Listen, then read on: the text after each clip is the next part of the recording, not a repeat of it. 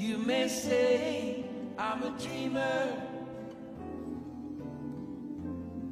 but I'm not the only one. এটা কি হচ্ছে ভাই? আমি তো ডেমোক্র্যাটদের ভোট দিয়েছিলাম, কিন্তু সদ্য প্রয়াত প্রেসিডেন্ট জিমি কার্টারের জানা যায় যা দেখলাম তা দেখে চোখ আর মাথা দুটাই ছাড়া পড়া। বিশ্বাস করবেন না, ডোনাল্ড ট্রাম্প হাজির। হ্যাঁ, সেই ডোনাল্ড ট্রাম্প, আমেরিকার 47তম প্রেসিডেন্ট।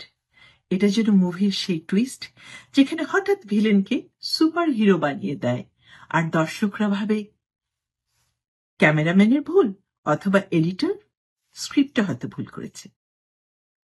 আমি জানি আমি ডেমোক্রেট, কিন্তু ট্রাম্প যখন ডাবল ডিজিট ভোট নিয়ে হোয়াইট হাউসে ফিরে এলেন তখন খবরটা শুনি চেয়ারে এমন ভাবে বসে পড়লাম যেন আমার প্লেটে বার্গারের বদলে কেউ শুকনো টোস্ট দিয়ে গেল।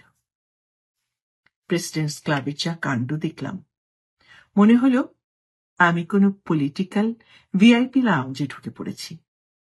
শুধু ককটেল গ্লাস নেই, কিন্তু রাজনৈতিক এলিটিজম এমন ভাবে পরিবেশন করা হচ্ছিল, মনে হচ্ছিল এরা সবাই স্পাতে এসেছে পিঠে মাসাজ নিতে। একে অন্যের পিঠ চাপড়াচ্ছেন, হাসছেন, কিন্তু মনে মনে ভাবছেন দেখি কে আগে ঘায়াল করতে পারে কাকে। তারা নাকি কার্টারের উত্তরাধিকার সম্মান জানাতে এসেছে, কিন্তু তাদের দেখে মনে হচ্ছিল এই লোকজন কি সত্যিই কার্টারের কাছ থেকে কিছু শিখেছে? মোটেই না। এরা এখনো তাদের রাজনৈতিক বুদবুদে আটকে আছেন, আর আমরা সাধারণ জনগণ ভাবছি আগামীকাল গ্যাসের ট্যাঙ্ক ভরার আগে ব্যাংক ব্যালেন্স কিভাবে সামলাবো। একদিকে ঐক্য দেখানোর নাটক, আর একদিকে ক্ষমতাবাণীর জমায়েত। জিমি কার্টার, যিনি শান্তি, মানবাধিকার আর সহানুভূতির প্রতীক ছিলেন, তার শেষকৃত্য যেন একটি রাজনৈতিক থিয়েটারে পরিণত হল, যেখানে ঐক্যর নাম করে বিভাজন আর এলিটিজমের প্রদর্শনী চলছিল। তারা কি কার্টারের কোনো মূল্যবোধ নিয়ে আলোচনা করেছেন? না, বরং পেছনে বসে নিজেদের রাজনৈতিক গসিপ নিয়ে গল্প করছিলেন। পুরো দৃশ্য দেখে মনে হলো এই ক্লাবটা কি জনগণের জন্য, নাকি নিজেদের ইগো পালিশ করার জন্য?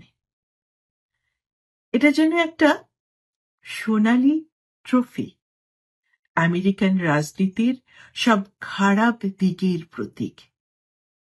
তাই যদি প্রেসিডেন্টস ক্লাবের এই দৃশ্য দেখেন, হাসি মুখে বিভ্রান্ত হবেন না।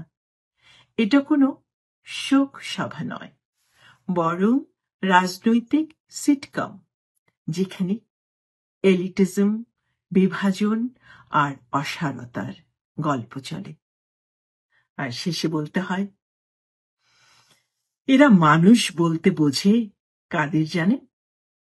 তাদের ব্যক্তিগত সহকারীদের হোয়াটসঅ্যাপ গ্রুপ। সোজা বলি, পুরো দৃশ্যটা এতটাই অদ্ভুত আর মজার ছিল যে মনে হলো আমেরিকান রাজনীতি আসলে একটা টুইস্টেড কমেডি শো, যেখানে রিমোট চেপে চ্যানেল বদলানোর সুযোগটাই নেই। I hope someday